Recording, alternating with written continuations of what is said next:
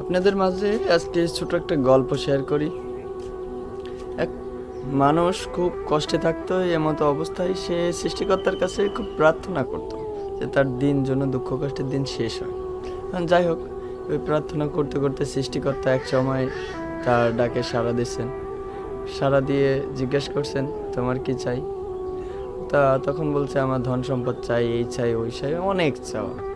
সেই চাওয়ার বিপরীতে সৃষ্টিকর্তা বলছে, একটা শর্ত আছে, তুমি এই চাওয়াগুলো পূর্ণ হবে, তবে হ্যাঁ, তুমি যা চাইবা দ্বিগুণ হবে তোমার প্রতিবেশীর। এখন সেই অবস্থায় সৃষ্টিকর্তার এই চাওয়া পূর্ণটা মেনে নিয়েছে, যে সৃষ্টিকর্তা তাকে বলছে, বর দিছে। তো বরের প্রেক্ষিতে সে একদিন চাইলো আমার 5 কোটি টাকা হোক, কিন্তু কি হলো, প্রতিবেশীর 10 কোটি টাকা হয়ে গেল। দেন আরেকদিন চাইলো আমার একটা গাড়ি বাড়ি হোক, প্রতিবেশীর 2টা গাড়ি বাড়ি হলো। এখন দেখলো তো, এই লোক দেখলো যে আমি তো প্রচণ্ড বিপদে পড়ে গেলাম, প্রতিবেশী আমার থেকে বেশি হয়ে যাচ্ছে, তাহলে কি করা যায়? মানে এই টাউট এবং চিটার এই লোক সৃষ্টিকর্তার কাছে এমন কিছুই চাইলো যেটা আসলে আপনি আশা করতে পারেন না।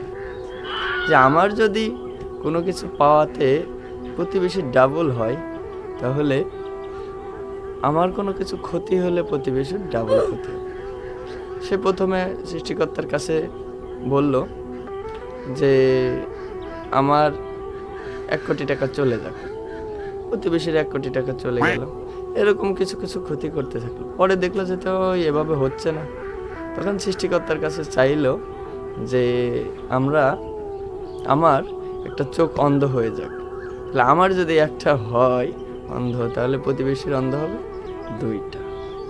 তো যেই কথা সেই কাজ, তার 1 চোখ অন্ধ হয়ে গেল, প্রতিবেশীর 2 চোখ অন্ধ হয়ে গেল। মোরাল অফ দ্য স্টোরি কি জানেন? আমরা পরশ্রী কাতর। প্রতিবেশীর কি হলো, প্রতিবেশীর কি হলো না, এটা নিয়ে অনেকটাই বিভ্রান্ত বা খারাপ লাগে।